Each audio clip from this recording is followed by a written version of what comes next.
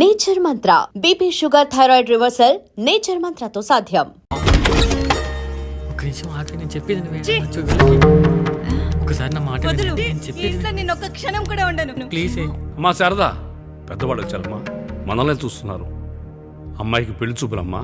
ఈ టైంలో నువ్వు ఇలా అలర్ట్ చేస్తే దాని జీవితం నాశనం అవుతుంది తల్లి. లోపలికి వెళ్ళు, తర్వాత మాట్లాడదాం. ఇక్కడ మీ కోడలు కాపురం కాలిపోతుంటే మీరు ఆ మంటల్లో మీ కూతురు పెళ్లికి కాఫీలు పెట్టిస్తున్నారా? ఈ ఇంట్లో నేను ఇంకొక క్షణం కూడా ఉండను. ఒక్క నిమిషం తల్లి, అసలు ఏం జరిగిందో నాకు చెప్పమ్మా. ఈయన మంచోడని 6 నెలల క్రితం నాకు పెళ్లి చేశారు. మొదట్లో బాగానే ఉన్నాడు, ఆ తర్వాత ఒక రోజు మందు కొట్టాడు. కొన్ని తాగింది దిగాక మంచోడుగా ఉంటాడు అనుకుంటే ఈ మధ్య చెడు తిరుగుళ్ళు తిరుగుతున్నాడు. ఊరవతల చిన్నిళ్ళు కూడా పెట్టేశాడు. మీరే చెప్పండి రాయుడు గారు, ఈ ఇంట్లో నేను ఉండాలా, వెళ్ళిపోవాలా, ఈయన్ని వదిలేయాలా, అక్కర్లేదా? వదిలేయాలమ్మా. వదిలేయాల్సింది నీ భర్తను కాదు, అతనిలోని లోపాలు. ఆశ్చర్యపోతున్నావు కదూ? ఒక మగాడి బాధ సాటి మగాడిగా నేను చెప్తానమ్మా. ఆడదాని ప్రేమ వెలిగించిన అగరొత్తి లాంటిది. ఒకడు వెలిగించగానే కొన్ని గంటల్లో బూడిదైపోతుంది. కానీ మగాడి ప్రేమ దీపం లాంటిది. తను కాలుతూ కూడా నలుగురిని వెలిగించుకుంటాడు. ఆ వెలుగులో ఆనందాన్ని వెతుక్కుంటాడు. చూడమ్మా శారద, నువ్వు కాకిలోని నలుపును చూస్తున్నావు, నేను దాని రెట్టలో తెలుపును చూస్తున్నాను. మొగడు మందు కొట్టొస్తే నిన్ను కొట్టలేదని సంతోషపడాలి గాని బాధపడకూడదమ్మా. ఇక చిన్నిల్లు సంగతి అంటావా?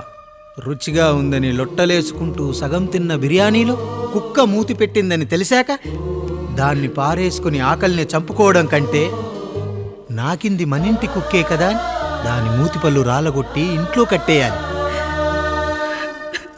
నీ భర్త కూడా అలాంటి కుక్కలాంటి వాడేనమ్మా.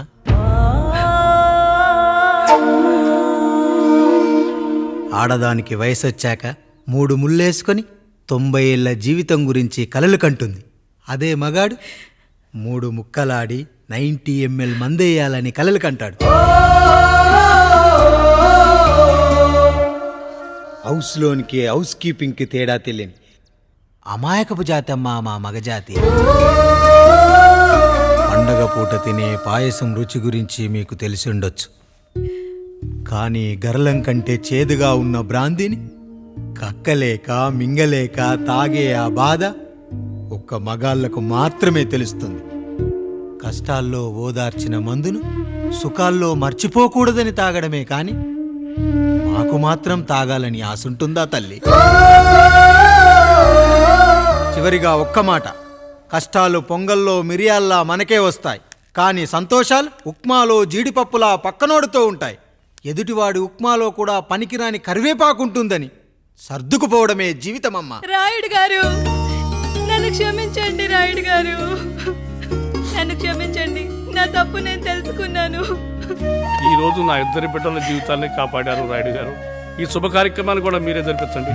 తప్పకుండా.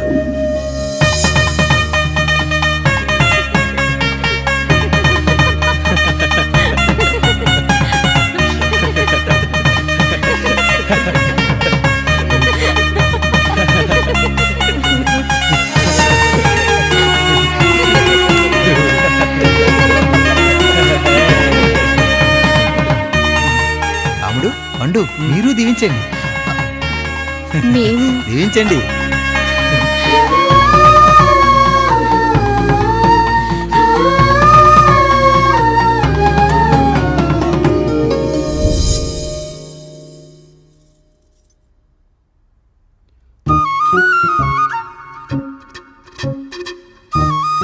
తింటారా?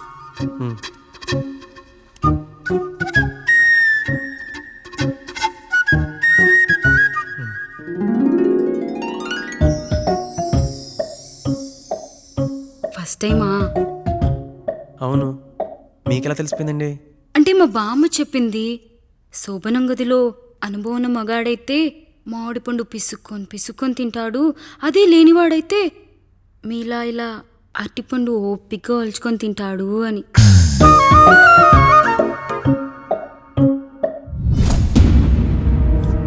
ఏంటవి? అవేంటో తెలీదా? ఫ్రెండ్స్కి పెళ్ళని చెప్తే హ్యాపీ బర్త్డే అనుకొని బెలూన్స్ ఇచ్చారు. ఫీల్ అవుతారు కదా అని 4 అక్కడ కట్టాను.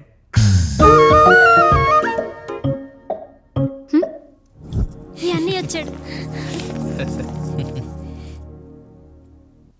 పిల్లల గదిలోకి వెళ్ళారా? వెళ్ళారండి. మీరెంత ఏంటి ఇంత రాత్రి అయినా ఇంకా పడుకోలేదా?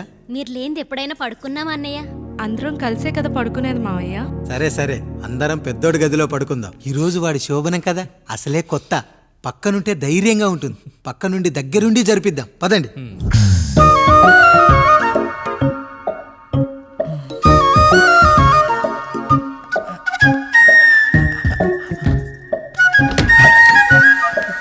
కానివ్వండి రా, కానివ్వండి కానివ్వండి. మీరేం మావయ్య ఇక్కడ పడుకుంటున్నారు? అదేంటమ్మా పెద్దోడా, చెప్పలేదా? మేమంతా కలిసే పడుకుంటామమ్మా. నువ్వు మాతో పాటే. అవును భార్గవి. మీరు ఊరుకోండి. మీరు ఇక్కడ పడుకోవడం నాకు ఇష్టం లేదు మావయ్య.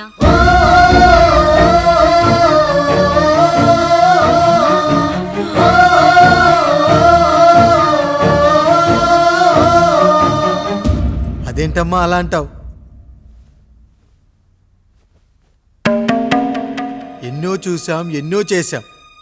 దుక్కి దున్ని కోత కోయకుండానే ఈ విత్తనాలన్నీ మొలకొచ్చాయంటావా తల్లి? అవన్నీ నాకు తెలియదు మావయ్య. మర్యాదగా బయటికి వెళ్ళండి.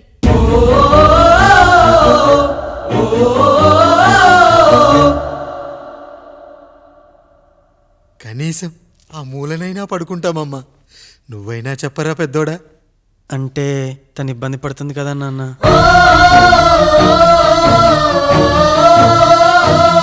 నువ్వు కూడా ఏంట్రా?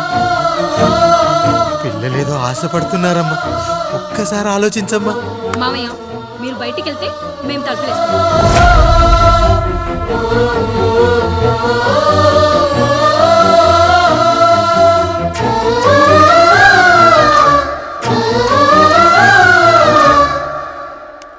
వేసుకోండి అమ్మా, వేసుకోండి. తలుపులు వేసుకోండి.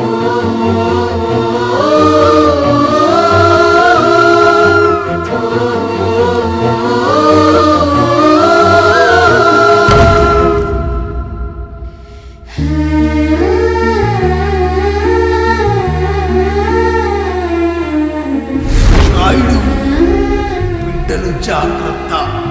ఈ రోజు నుంచి వీళ్ళంతా నీ తమ్ముళ్ళు చెల్లెళ్ళు కాదు, నీ బిడ్డలు.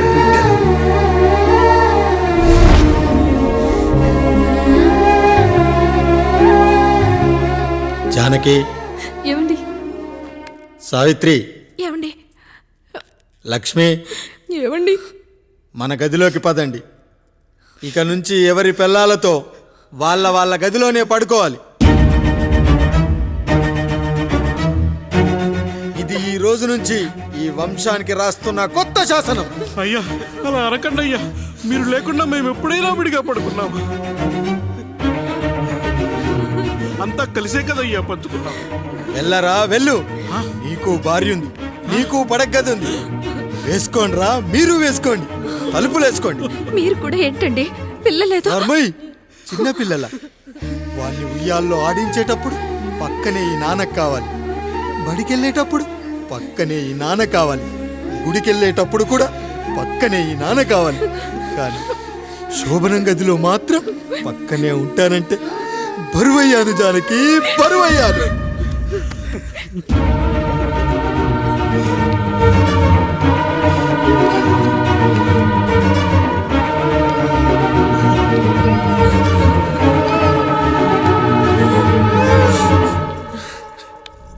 ఏంటండి ఇంకా అదే ఆలోచిస్తున్నారా?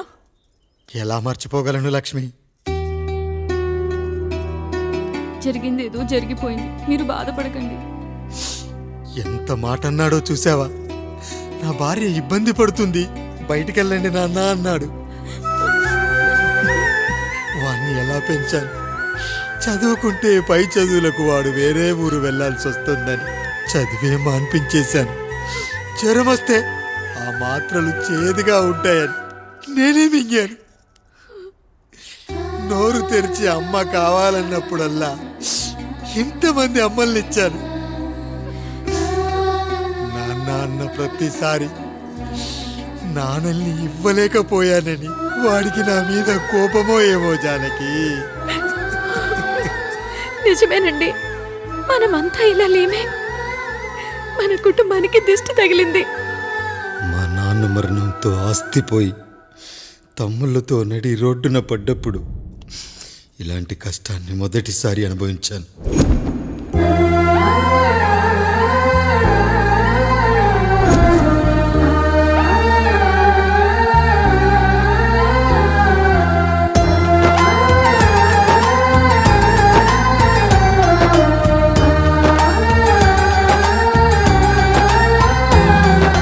కొబ్బరి ఆకులు కలగలిపే కొబ్బరి మట్ట కథ, రబ్బరు గాజుల చప్పుడులా కాదిది కట్టు కథ. జిగురే కలిగినదే మమతే ఎతికిన బంధం, కోవే కరగనిదే ఎప్పుడూ వెలిగే దీపం. చెమటైన సాంబారే కష్టాలలోన ప్రేమ గిన్నెలో. మన కుటుంబాన్ని విడదీసేది బ్రష్ అయినా సరే అది మనకొద్దురా. 5,000 లాంటి మనకు ఈ 4 బ్రష్లు అవసరమట్రా?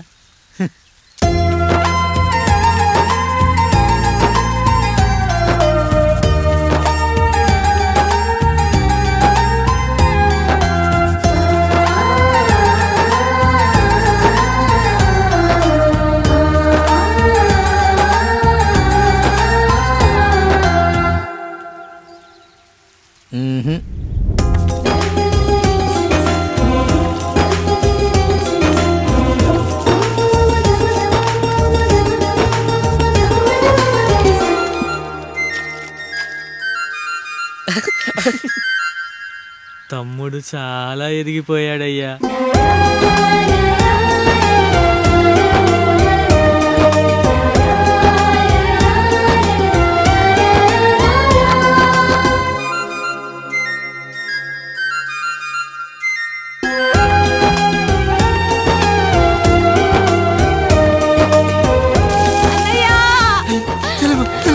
అయ్యో ఈ పండుగ కాదు తల్లి, ఎంత పంచాయతీ.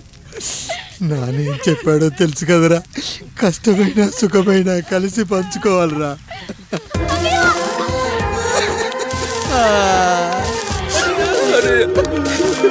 అయ్యో మరి నువ్వు వాత పెట్టుకోవా అన్నయ్య? మీ బాధ నా బాధ కాదట్రా. అమ్మా అమ్మా అమ్మా అమ్మా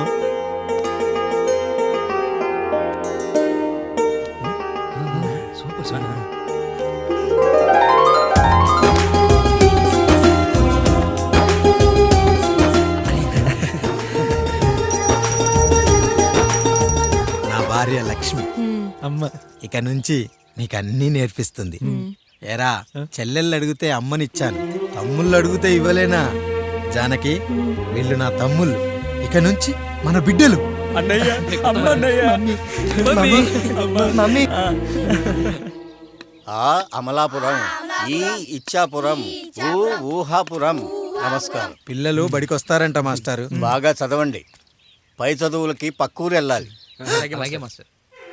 ఏ ఈ ఊళ్ళో చదువుకోకూడదా? మన ఊర్లో కాలేజీ లేదు కదయ్యా. ఏరా, నన్ను వదిలి కాలేజీకి వెళ్తారా? ఎక్కడికి వెళ్ళవద్దు. నేను చదువుకుంది చాలదా? నా చదువులు మీ చదువులు కావా? మా కుటుంబాన్ని, మా అన్నదమ్ముల్ని విడదీసే ఈ చదువులు మాకొద్దు మాస్టారు, వద్దు. గోడలకు పిడకై తెగ బిగువై మురిసే బంధం, మేడలకు తడికై దూరంగా ఉండదులే. గేదెలకు పాకై గూడల్లే నిలిచే చందం, కాకులకు ఈకై ఊరిక నేరాలదులే.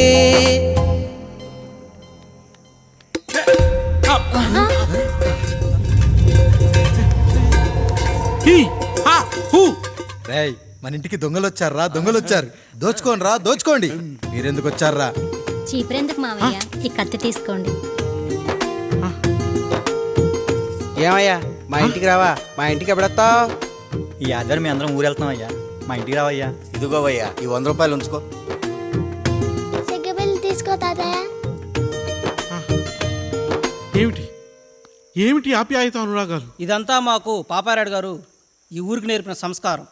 మా ఊరికి ఎవరైనా వస్తే ఒట్టి చేతులతో పంపం. ఈ ఊరికి ఏదైనా రోగం వస్తే 4 చావులు ఇస్తాం. దొంగలు వస్తే దోచుకోవడానికి 4 ఇల్లు ఇస్తాం. అయ్యా, పేదరికంలో ఉన్న తల్లిదండ్రుల పిల్లల్ని పార్కుల నుండి స్కూళ్ళ నుండి తీసుకెళ్లి బిస్కెట్లు చాక్లెట్లు కొనిపెట్టి డబ్బుండి పిల్లలు లేని దుబాయ్ షేకులకు ఇస్తుంటే నన్ను కిడ్నాపర్ అని జైల్లో పెట్టారు. 300 రూపాయలు పెట్టి కొన్న కత్తిని అది పనికొస్తుందో లేదో అని ఒక నగల వ్యాపారి కడుపులో పరీక్షిస్తే నన్ను హంతకుడు అన్నారయ్యా. మీరే ఈ కాముడిని అర్థం చేసుకున్నారు. నేను మీ ఊర్లోనే ఉండిపోతానయ్యా, మీ ఊర్లోనే ఉండిపోతాను. సరే కాముడు సరే. కుమ్మరోళ్ళున్నారు, కమ్మరోళ్ళున్నారు, కంచరోళ్ళున్నారు, కాశోళ్ళున్నారు. ఇక్కడ కంసాలున్నారు, పద్మశాలున్నారు, ఆచార్యులున్నారు, పూజారులున్నారు. రెడ్డి, నాయుడు, చౌదరి, దళితులు కూడా ఉన్నారు. హిందువులు, ముస్లింలు, క్రిస్టియన్స్ కూడా ఉన్నారు. కానీ ఒక దొంగ మాత్రం లేడు. ఈ రోజు నుంచి నిన్ను దొంగగా నియమిస్తున్నాను. ఈ ఊళ్ళో 4 ఇళ్ళు దొంగతనాలు చేసుకొని హాయిగా ఉండండి రా, హాయిగా ఉండండి.